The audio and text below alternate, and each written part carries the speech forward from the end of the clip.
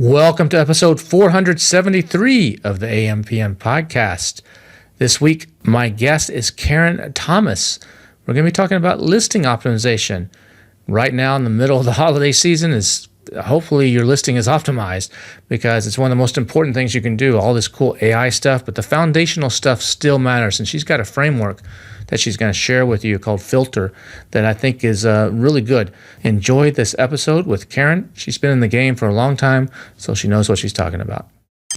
Welcome to the AMPM podcast. Welcome to the AMPM podcast, where we explore opportunities in e-commerce. We dream big and we discover what's working right now. Plus, this is the podcast where money never sleeps, working around the clock in the AM and the PM. Are you ready for today's episode? I said, are you ready? Let's do this. Here's your host, Kevin King. Kevin King.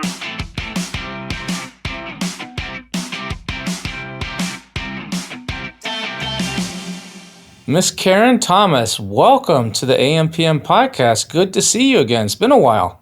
It's been so long, Kevin. Seriously, I feel like I'm at my pinnacle of success being on your podcast. So thank you so much for having me. Such an honor. You're welcome. Well, you've been doing this for a while, and then you came and worked with Helium 10 for a little while. Then you went out on your own. Then I think you disappeared, or I didn't see you at least. I don't know, maybe you didn't disappear, and then you came back. And so, how's everything been? How's life been treating you? Oh, it's been so good, Kevin. So the reason I disappeared is I actually sold my agency 3 years ago. So I took a little mini retirement, was learning, growing in all areas of my life. So yeah, I'm back and I think better than ever. So yeah, it feels good. Awesome. So for those that don't know, what's your story? What's your every good video starts with a story, right? Yeah. So what's your story? How'd you get into this whole e-commerce thing? Oh my gosh, Kevin, it's quite the story. So, ever since I was little, I always wanted to be an entrepreneur. Didn't know how to do it per se, but kind of did the traditional route. I went to college, got a business degree, and I graduated in 2008. So unfortunately, it wasn't the best time. Basically, offers that I had for jobs were like, oh, sorry, we can't hire you anymore because there's a hiring freeze. So it was kind of just like an interesting time. And I ended up getting a marketing job for a clothing business, and it was reasonable, but it wasn't anything like, I went to college, got this awesome degree, and I'm like, I just feel like I was built for more.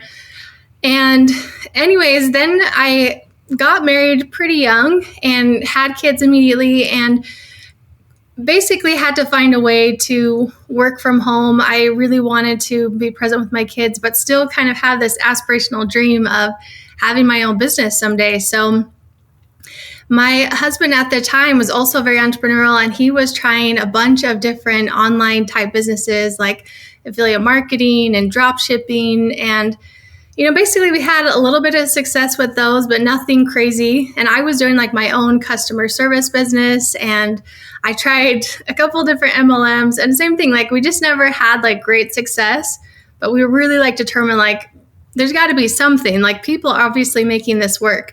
And so my husband at the time came across this awesome course called Amazing Selling Machine. And that's kind of how we got introduced to the Amazon world very early on. It was a fun time, Kevin. It was kind of like the Wild West back then. Yeah, it was. Do a lot more without having so much red tape. So that was nice. And yeah, it was crazy, Kevin. Like I said, we had tried so many different businesses, but to see like it take off with Amazon was just wild. Like it was crazy the amount of growth we started seeing. And it was just so fun because it was like, I'm able to use my skills. My ex-husband was able to use his skills, and we were just like off to the races. So what were you selling? So our first product was actually a derma roller. I don't know if you've heard of those. Yeah. So even back then it was pretty competitive. It was kind of like a hot new product, but I was just like, that's something I would like to use so I could really identify with, the customer and speak to them that way.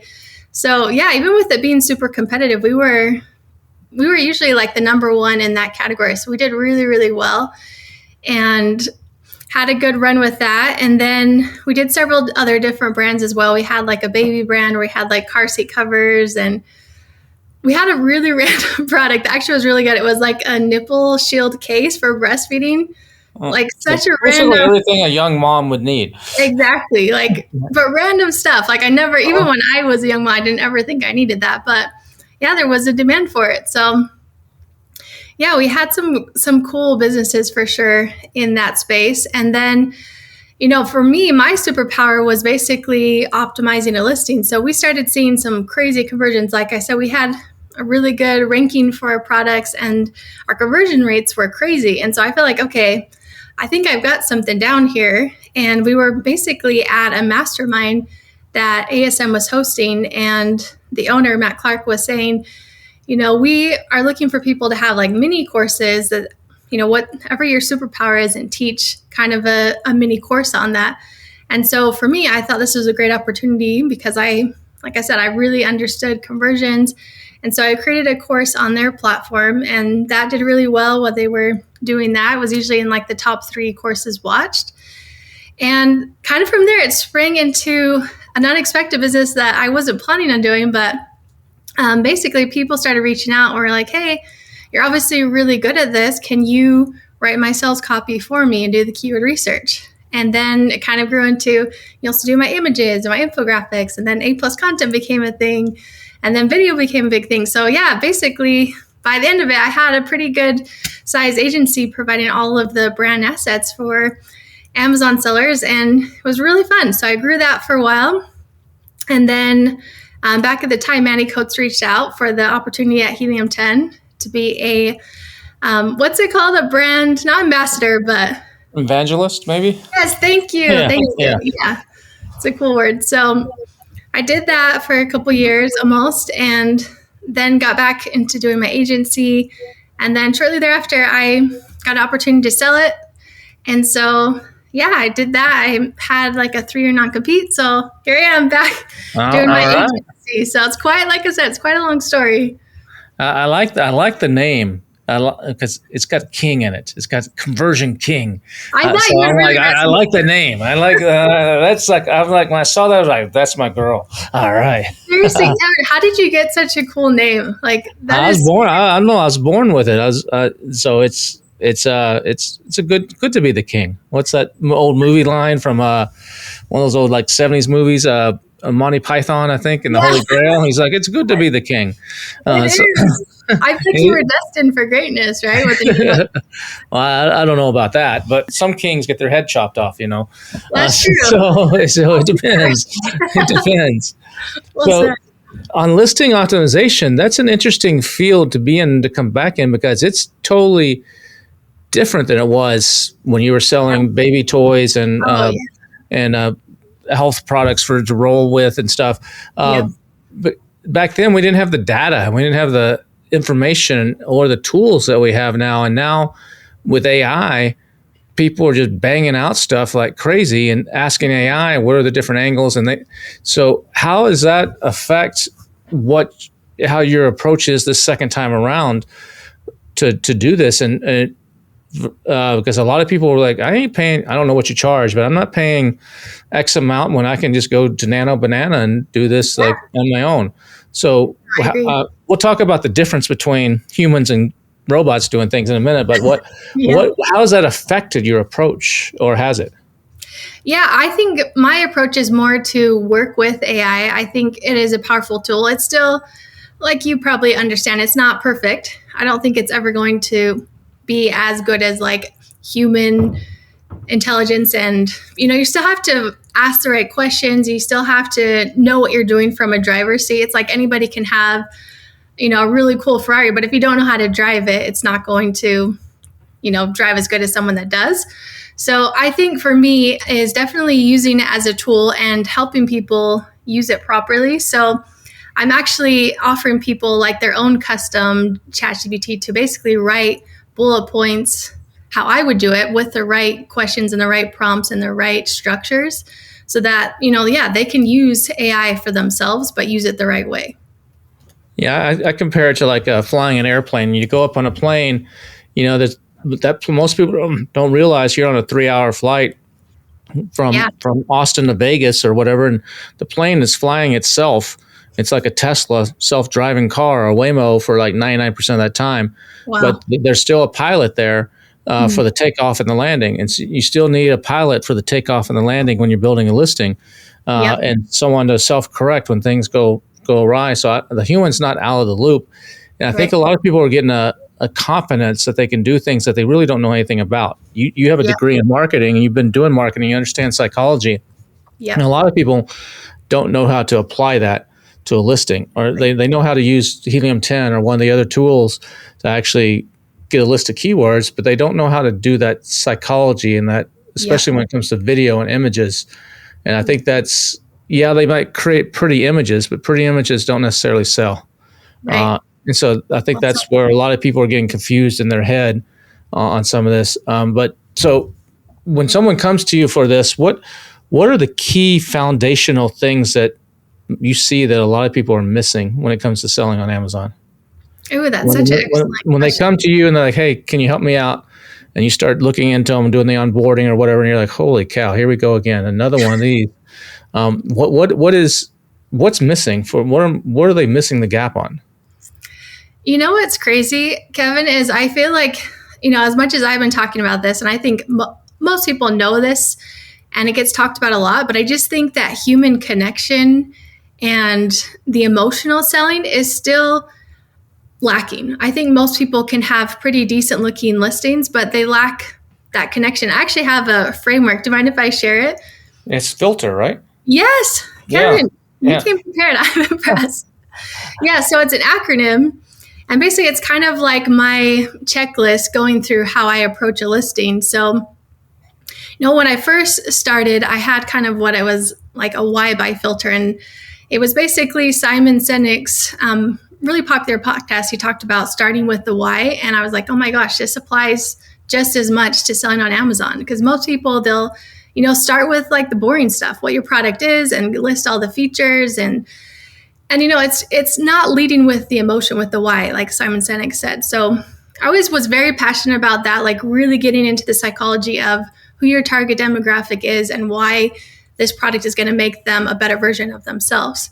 So then it kind of grew into this filter acronym, my framework. And so the F stands for frictionless. And, people don't have big attention spans, as you know. And so when they're looking at your listing before they even click, and then after they click, is there anything on that listing that's going to make them bounce really fast? So for example, is it really clear, the sizing? Is it clear the ingredients? Is it clear the dimensions of your products? These types of things that people really want to quickly make sure, like, I'm in the right space. And if those things aren't clear, that's causing friction, and they're going to bounce so fast and find something else that may be better for what they're looking for. So that's really important to think about. And then I is identity, and this ties into the why, is really knowing your target demographic. And like I said, the first product I did, it was a product that I would use as a customer. So it was really easy for me to talk about because I know myself so well. I know my emotional triggers about why I want to buy things. And so really diving deep into who your ideal customer is so important.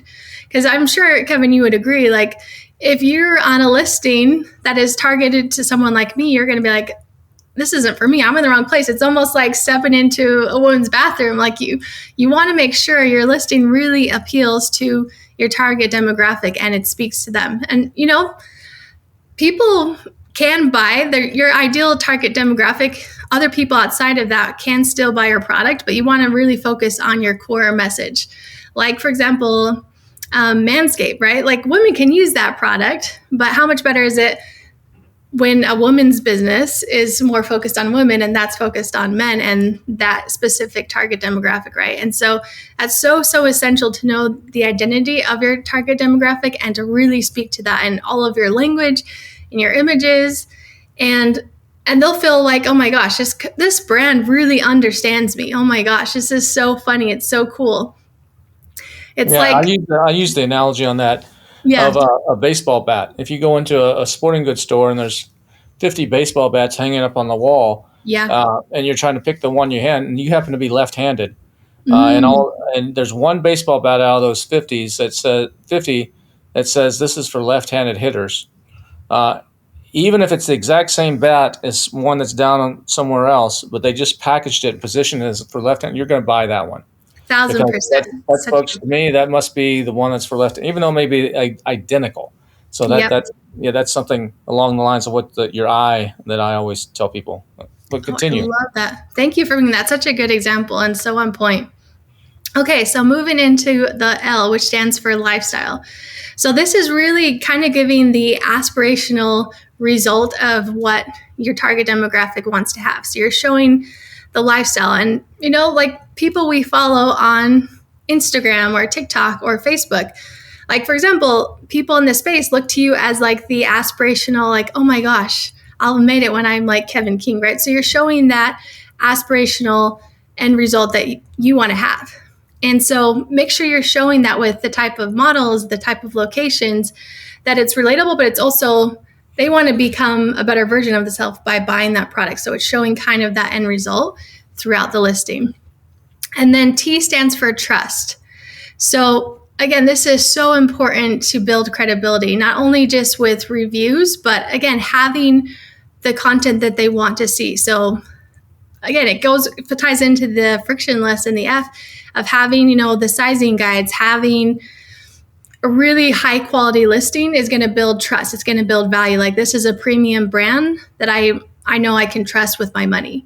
So really, in all aspects, build that trust. You can, talk about, we have over 10,000 happy customers. If you've been featured in certain locations like ABC or I don't know, just different things like that are going to build credibility and trust are another powerful lever that you can use to optimize your listing.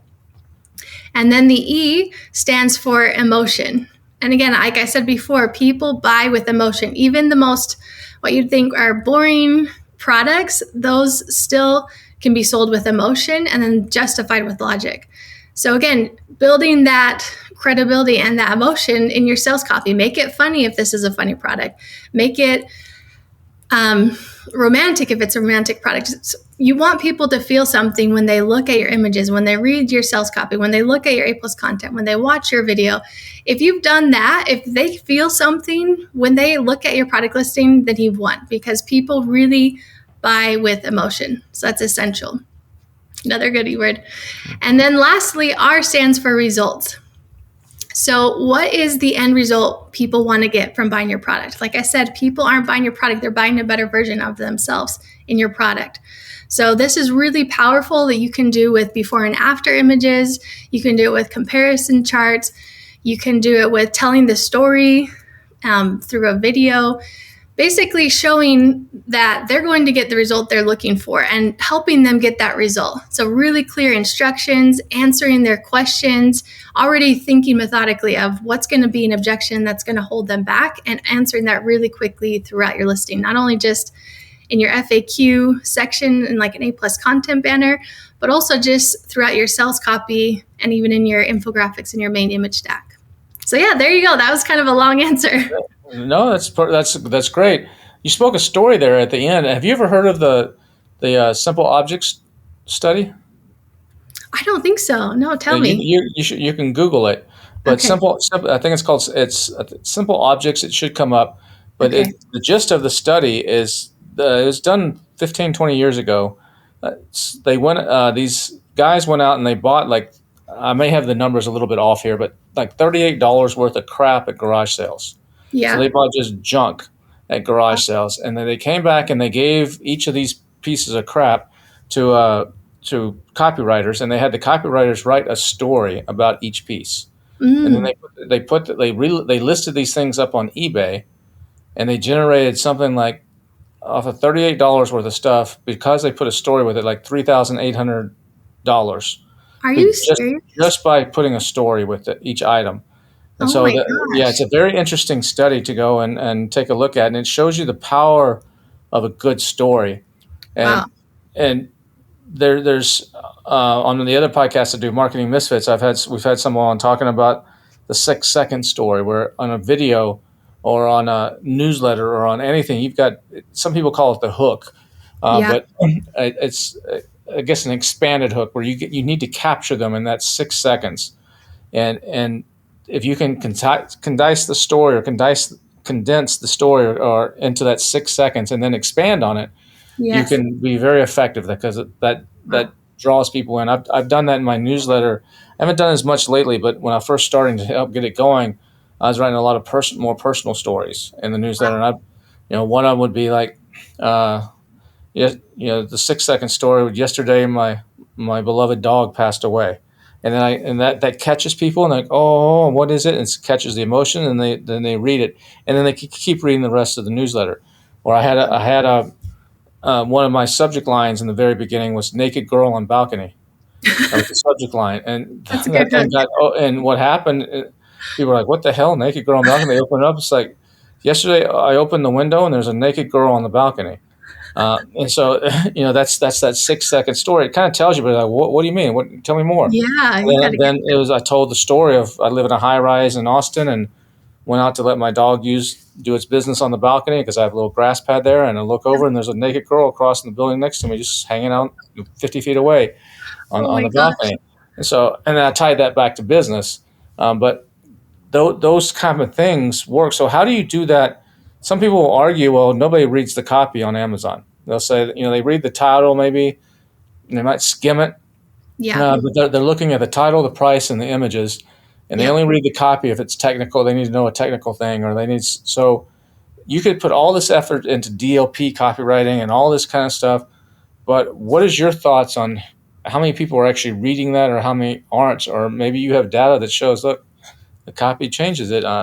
Enough people are reading it, or it changes it. What's your thought on that?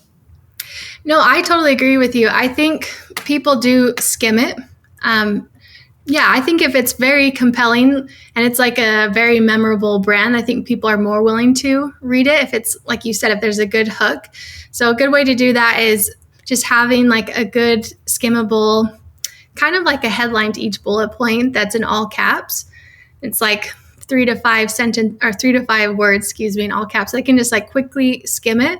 And if it is more of like a juicy bullet point, I think people are more willing to be like, oh my gosh, like this is crazy. So yeah, I think on the spectrum, it's not as essential as other parts of your listing, but I think you can still make it juicy. And if it's good enough, I think people will take some time to skim over it and read it. But I think Amazon actually is discouraging the use of those capital. That was an old trick, like from the amazing days. I think they're actually discouraging that nowadays. I don't think they're spending listings, but I think they're actually discouraging it. But my position on that is use it until you get a slap on the hand, and then get a slap on the hand, just change it, and your listing will be back up in 15 minutes. Yeah. Just like with images, if you do something, usually can get back up really, really fast. But I think people. My friend Perry Belcher actually once said, people don't buy products on Amazon, they buy photos. And so what a lot of people will look at the photos and they may not get through the whole image stack. Yeah. So the order of those photos and the sequencing makes a difference. And now with AI and with Cosmo reading those and passing that data to Rufus and the AI, what's in that image is even more critical. And the example I always give is, if I'm selling umbrellas and I'm trying to capture people to buy my umbrella to go to the beach, to plop in the sand next to me to keep from burning, and all my pictures are with an umbrella and someone walking in the rain, I'm not going to rank nearly as high, even though I might have the keywords beach umbrella in my listing, because Amazon's now analyzing the listing, the images. And they're analyzing the video. And now Amazon is also using outside data like articles from Vogue to actually rank beauty products and what kind. So it's a whole new game. So how are you adapting to that? Yeah, no, I'm totally with you. I absolutely agree. It's so essential to know your customer really well. So reading, if it's already a listing that is active, reading all of your reviews, reading all your competitors' reviews, and really seeing what the pain points are. And then if you can address that and speak to that clearly and tell that story in your images, that's massive. Because I absolutely agree. I do actually look at images quickly when I'm buying as a consumer. And if I'm confused or if I'm like, I don't know. For example, there was a girl I talked to recently and she had a really cool product, and she kind of had this pitch like it's a great bag for new moms when they're busy. They can just have everything ready and go out the door because that it's overwhelming to have to pack up and bring your kids and bring 1,000 bags. So she's telling this awesome story. And then on her listing, it was a young, hot, looks like a single girl who's never had kids before. So I'm like, there's a disconnect, right? You're not speaking to your target demographic. You're not showing that story. And like you said, the images, everything to make someone feel like they're in the right place. So yeah, I think that's really essential. And then, well, I think even now with like A+, they're not actually reading or allowing you to put alt text anymore like they used to. You had 50 words or 50 characters or whatever it is. yeah, They just recently, I think, took that away. So they're trusting the machines more and more and more, and even the positioning in a photo. You can use Amazon recognition, REKOG, and so on, Nition, to actually see what Amazon thinks is in your photo. And Amazon recognition, and there's also another tool called Image Check that the guys from Product Pinion have. Both of these are free, but I've done it where I've positioned. I had I'm an old man, so I need some little reading glasses to read a menu or something. And these reading glasses go on the back of your phone. They have a little case, and they just slip on the back of your phone. They're little small, thin reading glasses. So I pulled those out just slightly from the back of the phone so you could kind of see them, put it on a table, took a picture, and sent it into recognition. Said, tell me what this is. And said that this looks like a mobile phone with some keys, a keychain or some keys attached. I was like, no, those aren't keys. And so I went back and reshot the photo and took the little glasses and moved them a little bit more out. And then it recognized them as some sort of glasses. wow. And so just the positioning of something in an image now can make a huge difference with some of the AI stuff. And so that's what a lot of people, I don't think, understand right now is with Cosmo and Rufus, you have to have a solid foundational listing with the keywords and all that stuff and the well-written copy. But then on top of that now, you have to layer on Cosmo and Rufus. And if you look at Cosmo, Juana's one of the best people in the space for that. But she studied the science paper. And if you go by the science paper, it says there's 15 different things that Amazon wants answered in a listing. What's it used for? What's its used function? And who's it used by? It's all these are in the science paper.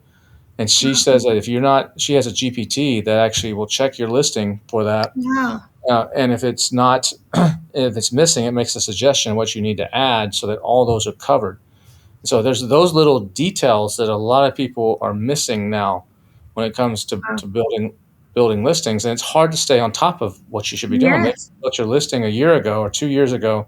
Yep. It's been doing good, but you're going to slowly start eroding if you don't start playing this new game where you got to do the old way and the new way layered on top. But then how do you do it when you're creating listings? There's 5 stages of awareness. Yeah. And so I think the stages are like unaware, so they don't know you exist, your product exists. Yeah. Then the second stage is problem aware. They know there's a problem and they're trying to find something that will do it. Then there's solution aware, where people are like, I know the solution, I'm just trying to decide which one is the best. And then there's product aware, where they're aware of your product, and there's most aware. How do you change a listing or the videos or images depending on the state that people are in to buy? And how do you figure out, like you said, you reading the reviews and stuff, what state are most of your buyers in? And they may be evolving through different states. So how do you address that in the video and the images and the listings that you create? That's such a great question. And to be honest, I haven't really thought of those 5 stages. So I'm learning a lot from you in this, Kevin. That's really smart. But yeah, I would say I kind of go about it with thinking that most people are aware of the solution. So they're kind of already farther down. If they type in keywords, they usually are. They're like, I need to find something to smash these onions, or whatever, whatever it is. And so you want to answer that. And so that's where most of the sales on Amazon are coming. But now with AI, people are going to ChatGPT and typing in I need to smash a bunch of onions without crying. What are some options, and you want it to recommend your product. And so in AI to recommend your product, it needs to be somewhere in the listing to get into one of these other stages that says, hey, this is the solution. And if it's not positioned exactly right in there, you won't get get mentioned, and then you're going to get bypassed. But the people still going to Amazon going, onion smasher, no cry, something's going to come up. Yeah. But it's more challenging now than, it used to be. Like when we started, Yeah. is just throw something up, Yeah. go to the beach and listen to your phone, ding, ding, ding, ding, ding, Yeah. No, until you get sick of it and you turn it off. And Yeah. then at the same time, you're building a moat because you're one of the first ones, you're getting reviews, and it just goes. And as Yep. Amazon became, they doubled their sales in about a 5-year period. So you just grow with them and your sales double too.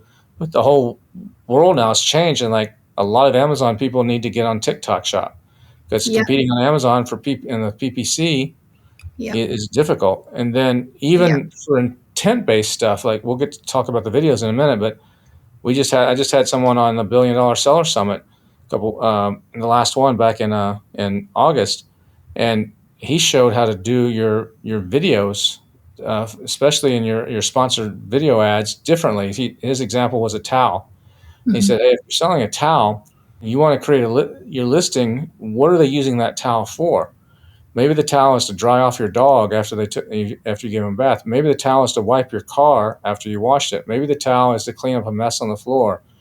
Maybe the towel is for some other use." So what he did is he's like showed how to use AI, and it's like you create your main video ad, it's 30 seconds, 60 seconds, whatever it is. But the first 6 seconds are completely different based on the keywords that you're going after, the audience you're going after. For the first 6 seconds, it's showing someone drying off their dog with a towel, and then the rest of the video is all the same across the board. But every one of those is different. You can do some of that cool stuff now with AI, especially, that's really powerful. And then going to TikTok shop and putting stuff there and to get that awareness, in these stages. So it's becoming a much more complicated game for these sellers Yep. than it used to be. And you got to know a lot about marketing and psychology to pull this, to do it right. You could get lucky and just put something up and maybe hit a home run, but it's becoming less and less likely, and it's a more sophisticated, mature game.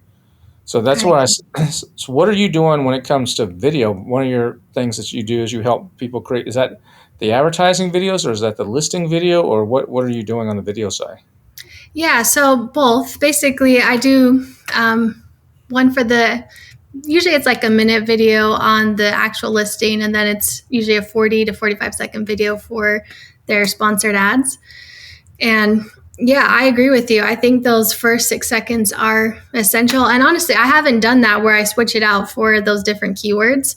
And that's so smart to do that, especially, and I've never done that side where I do people's ads. And so I haven't, been as integrated in the ad side of it, but I do think that's so smart when you're targeting those specific keywords, towel for dog or towel for the beach, and you're showing that really fast in 6 seconds. It's brilliant. But yeah, as far as my methodology with video, it very much follows that filter framework. So it mirrors basically the whole listing. I kind of have it mirror each other. So it's very cohesive. So kind of the same, what am I looking for? The same order that the bullet points are in, I kind of have the same image stack.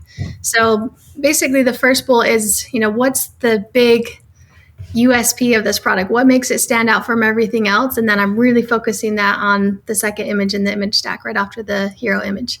And then, I'm going to justify with logic. So then what makes it so cool? What is, that special feature? And then, an infographic about that in the third image. And so on, back and forth. So the bullet points and the image stack matches each other. And then same thing with the video, kind of building emotion justifying with logic. So it's kind of this heartbeat back and forth throughout.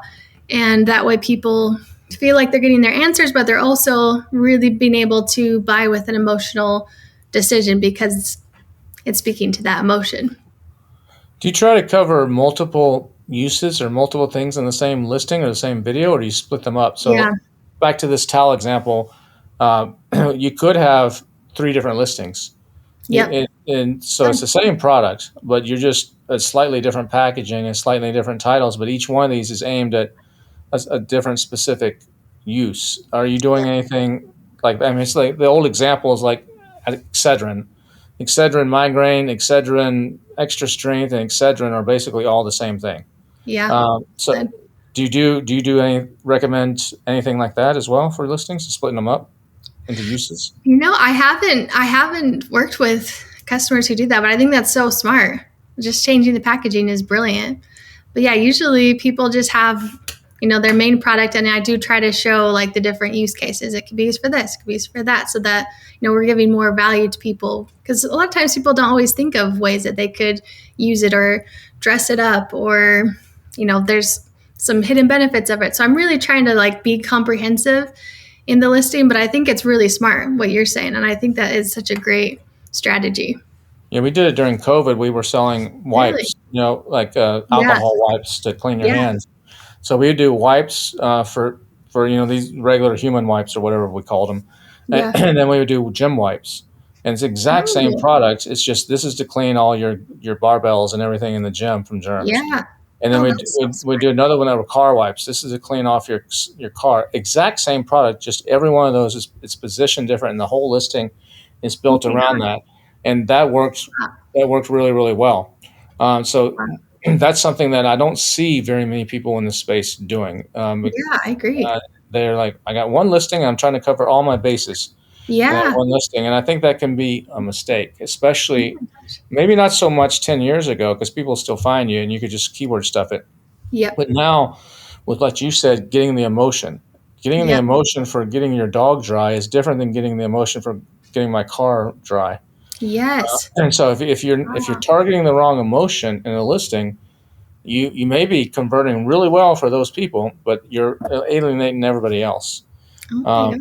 so that's a fine line that I think a lot of people need to start paying closer attention to, and maybe even splitting off your product into it could be variations, but exact same thing, Yes. slightly different packaging. So Amazon can't say anything with a different UPC, but each one's targeted to a different use. If that applies, it doesn't apply to all products, but if that applies to your product, and then who knows, you might even end up owning more real estate on certain keywords, on the more generic Yeah. keywords.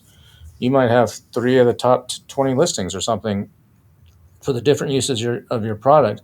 So that's something that a lot of people, I think, need to do. So when Wow. and then there's another thing, like you mentioned your filter thing has 6 letters in it, but I just spoke to someone the other day. It's huge in AI, and they're in this consortium of like huge companies, and they said if they have 5 intent-based data points about you, so they know that Karyn loves to go for a run. They know identity, not intent based. Sorry, I meant to say an identity based. She's a runner. She loves Gucci purses. She loves her identity is whatever kind of car you drive, and 5 total. And if you have a 6th, that's even more powerful. All you need is 5, and you know everything about that person. Oh And my gosh. you can put it into AI and with some of this big data and these tools, and you can create an avatar that's just ridiculous. And Wow. that's basically what was happening. The early stages of that's what happened back when Trump ran the first time. And you remember there's a big to-do ha-ha over Cambridge Yeah. Analytica and this Yep. company that had all this Remember. data that was like trying to influence him getting elected, and they did because they had all this data, and that was early on before AI was sophisticated like it is now. But Oh my now god. with the tools, it's crazy what you can do, now how you can hone in, and so that's where I think though knowing those things plus using the tools is where someone like yourself can really set yourself apart because if you're charging $1,000 or $1,500 or whatever it is to do this whole listing and video stuff, people are going, why do I need to pay you that? I can do this 20 different versions of this and for $10 with VO3. Well Um, said. and you're like, well, the reason is this, and this. Do you really know how to use VO3? Do you really know how to do this? Do you really know how to tell it to psychological? Yeah, but it's working. I'm making some sales. Yeah, let's test it. Okay, come to me. That's what I'd be doing if I was you. I'd be like, all right, you don't want to pay my expensive package. Let's do it. Let's do a $299 test or whatever, something that you can do cheaply Yeah. and not lose money on, and say, okay, let's run a Amazon experiments on Amazon, not a PickFu test, but an Amazon experience, and with my video and your video, my second image and your second image, see which one works. If mine wins, you agree to come and work for me and do my package. Wow, I love that. Something like that, because I think in the whole agency listing side, there's going to be a wall come up now with people willing to pay what they used to pay Yeah, I with can all the totally. AI tools. And so Yep. you have to show them why, and you understand all this underlying psychology, underlying hook things that the Yeah. AI doesn't always get. It can get it if you know how to prompt it, but most people don't know Yeah, how to prompt it. for And so sure. that's I think that's a crucial thing when it comes to listing. So with A plus content, what's a mistake you see a lot of people making there? Repeating the same images that they used in their listing, or not? What are some mistakes that you see a lot of sellers make? And then what are your recommendations on how to get the most out of A plus? Such a good question. And seriously, Kevin, thanks for all this great ideas that you're giving me. I'm seriously like just blown away. I'm like, wow, this is like Sure. picking your brain. This is incredible. Thank you. But yeah, as far as A plus content goes, obviously, there's just the standard A plus content, and then there is the A plus plus or the premium A plus content. So that gives you a little bit more deluxe features where you can put in video, you can put in that alt text, and for sure index for some of those keywords. And then, you can have a specific section for FAQs, again, which helps with the AI pulling information and being able to answer questions more efficiently. But yeah, I think the biggest thing that people sometimes still do is putting way too much information. They just like really want to pack out with more information and more words. And, sometimes less is more. And especially with images, I think if you can get the point across, it's just like writing, right? It's like you want it to be long enough to cover the information, but short enough to keep it interesting. And it's the same with your A plus content, not stuffing it with so much information to making it look like so busy that people are like bouncing because they're like, this is too much, right? So I think having enough text to basically explain it and to, sell the benefit and the features of it, but not being so overwhelming that it's like, whoa, I don't want to look at this because it's too busy, it's too much, it's freaky. So yeah, I think definitely having a good balance of, the artistic creative side and still, justifying with the logic with some words throughout. What's your opinion on putting like comparison charts or comparing your product to others in the space?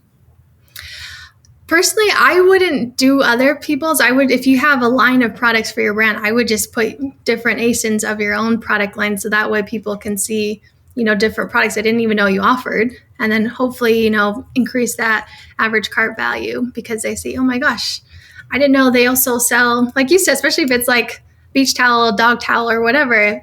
They're like, oh my gosh, I didn't even know there's different things here that I can buy from the same brand. And I'm already here. I'm already invested. I trust them. So yeah, of course I want to buy these two products too. So yeah, that's my preference. How about you?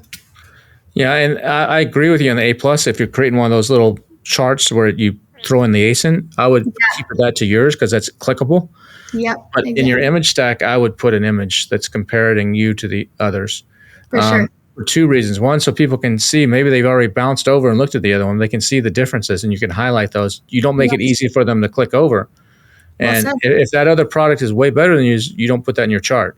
And then also AI loves that. So if you're off of Amazon, if you have your own website or your own landing pages or Shopify, AI engines love comparison charts to help them make decisions. So it's a very powerful AEO or GEO, whatever you want to call it, that people are calling to optimize for AI.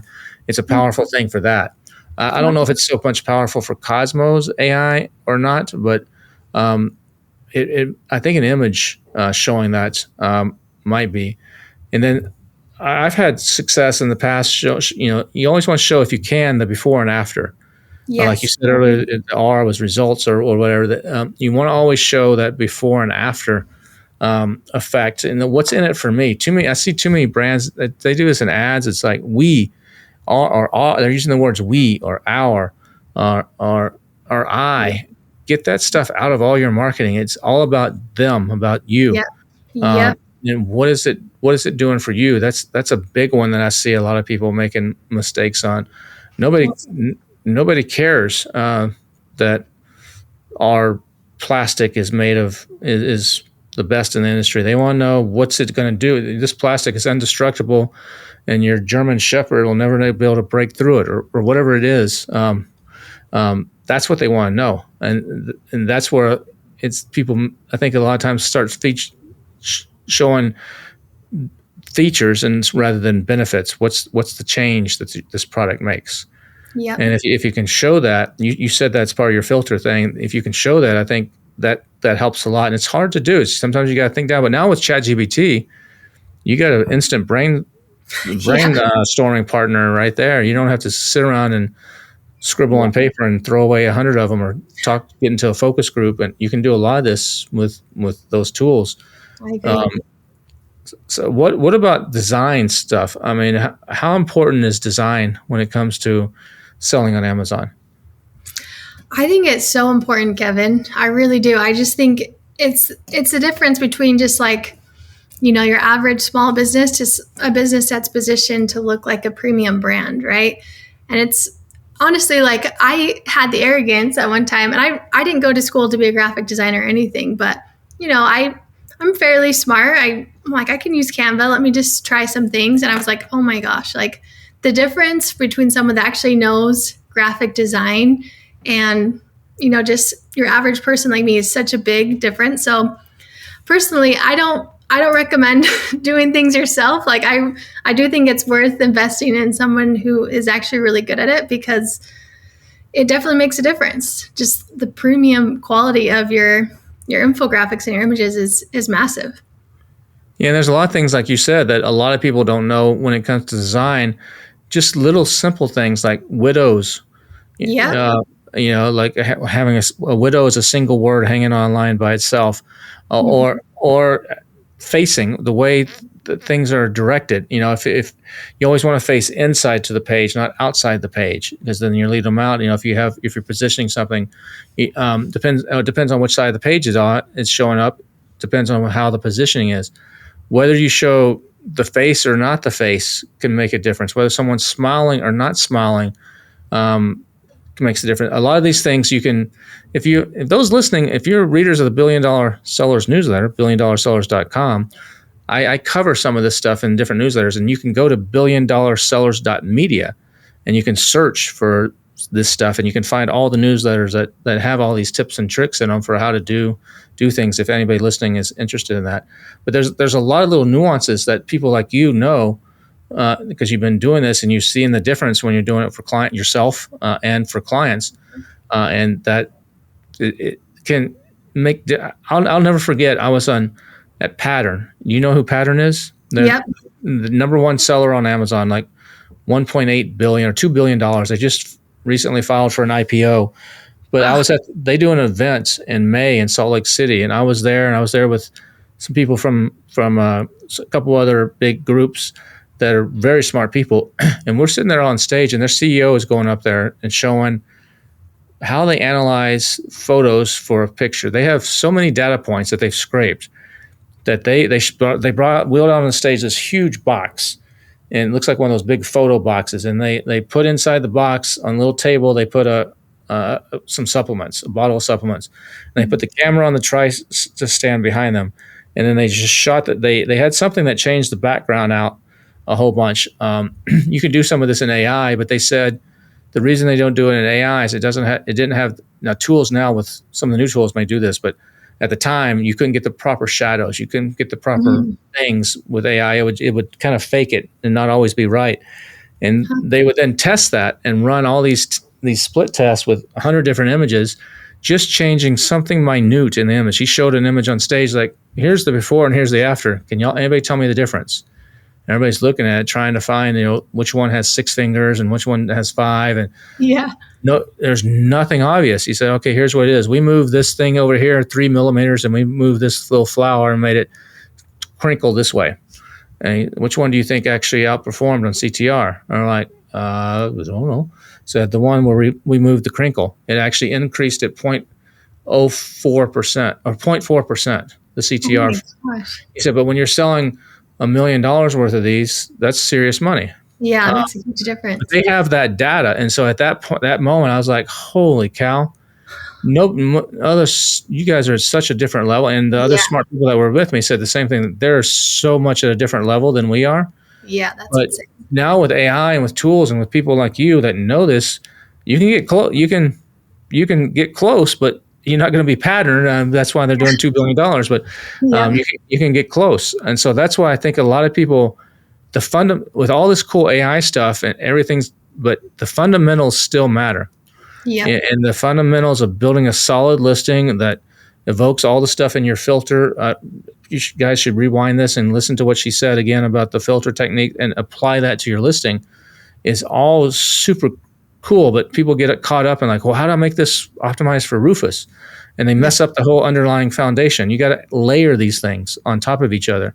And that's what's important right now is at least in today's, this may change in next year, but that's what's important right now. So how does the process work when someone comes to you and says, hey, I want you to do an image package for me? You do the lifestyle photos, you do videos, you do the listing, all the keywords, that whole process. How long does that take, and what's that look like? Yeah, thanks so much for asking that, Kevin. So usually I jump on a call with someone to really get an idea of their product, their brand, what they're trying to accomplish. And then, sometimes it's just a standard package. Sometimes it's a custom package. And then I give them also a type form so we can get all the information I need. Sometimes, it's specific, obviously their brand guidelines and their competitors, all those things, just so I can get a robust feeling of, what they're really trying to accomplish and do my research as I'm creating this. And then, usually it's about 21 days after they fill that form out that I have everything completed.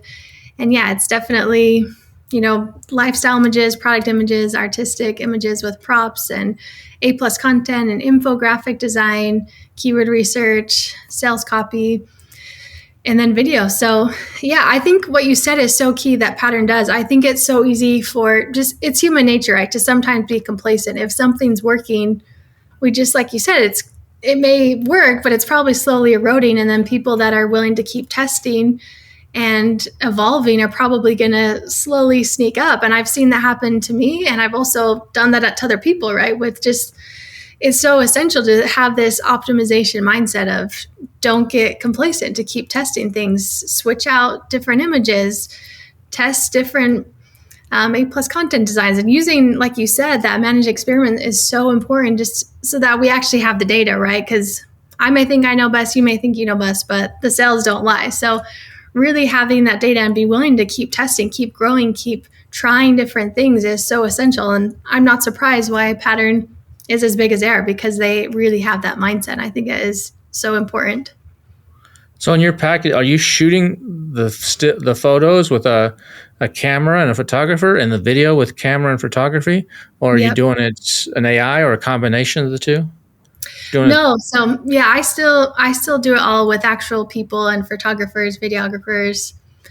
We have a premium graphic designer. So I still do it. And even with like sales copy, I have prompts, but like I said, even as good as I am, I still know ChatGPT is not going to get it right, even with all my prompts and stuff. So I still have to do a lot of work and cleanup to get the sales copy where it needs to be. And maybe that will change eventually, but I've tried it. I've tested it myself, even with all my prompts, and do it like this, how I would write it. And it's still not where it needs to be. So it's still very much human centered, that I get ideas, like you said, great brainstorming, great information, great research. But when it comes to the final product, it's definitely all human experts. So that's that human touch.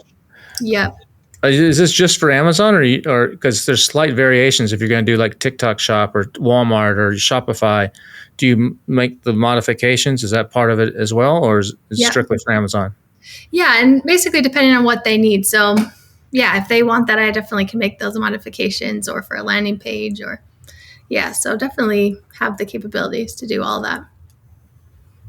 And if they wanted to do this, how do they find out about the Conversion King? Oh, I love that. So you can go to my website, conversionkingdom.com, or you can reach me Kingdom or King? Kingdom. Okay. Conversion Kingdom. Okay. .com. Okay. Yep. And then you can find me on Facebook or Instagram, just Karyn Meredith Thomas, and we can have a conversation there. But yeah, thank you so much for giving me a little shout out with that. No problem. I appreciate you coming on the AMPM podcast. This has been fun. It's good to see you again. Kevin, it's been so fun. Honestly, I just appreciate all of the massive wisdom and expertise you're dropping. I'm just blown away by how much you know on so many different topics. It's pretty wild. So that's what happens when you write a newsletter. You have to stay on top of everything. You're very on top of things. It's amazing. And I'm old. I've been doing this for a couple of days, so You're sharp. I could be your grandfather. No, not at all. No, you're extremely. I always knew you were brilliant, but I'm just it's wild. You just keep blowing my mind. So thank you so much for sharing this. It's helpful for me and I'm sure people listening. This is gold you're dropping. Thank you. Appreciate it. And thanks again for coming on. We'll talk to you soon. Oh, my pleasure. Thank you so much. Bye. A human touch in an AI world is still a big mover when it comes to actually optimizing and getting the maximum click-through rate and buy-in rate that you can get. AI tools are great, as you can see in our discussion between me and Karyn, and can definitely help you and save you a lot of time and help you iterate and get a lot of options and brainstorm with. But at the end of the day, I still believe and agree with her that a human needs to be involved in that. And there are some nuances that can make a huge difference. So I hope you enjoyed this episode, got something out of it. And if you want more tips on how to build your listing, you can always check out billiondollarsellers.com as well. That's my free newsletter every Monday and Thursday. We'll be back again next Thursday with another edition of the AM PM podcast. And I hope everybody's Q4 is off to a great start and you're ready for a nice Black Friday and Cyber Monday coming up. We'll talk to you again next week.